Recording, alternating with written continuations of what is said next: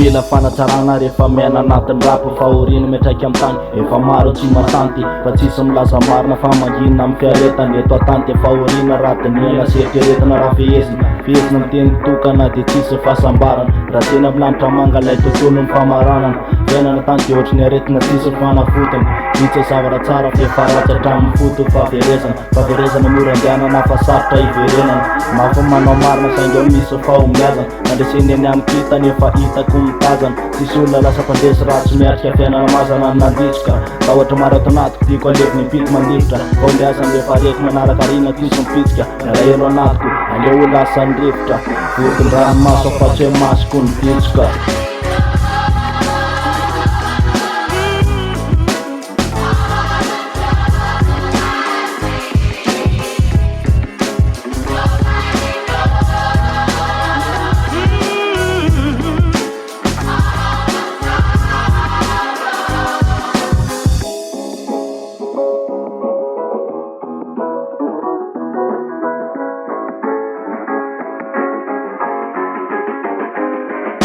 Toetsy mahita maizina fa mitady ny azafana tsy mandala ny aratsina fa mitady ny fahatsarana olombelona mandritana milololanitra tsy maintsy lena normal raha-batana fa mitoetra misy kilema fahadisoana tsy mety voatandriny olona tsy mety matina tianofonona madilina fakampanaka isan'andro mila mifona ohatra ny voromanitanytsika fa voafandrika fahotana olombelona kely fona mora voasaika miatanana tsy hay aferina fonanao azo atao fa ny fotoana tsy azo aferina fa moavy reny ahintsy de irina tsy hitamberina de raha tsy ovelany eto de leo hijanony eto atany de ny androm-piainako hijanona amin'ny fifonako eny ihany.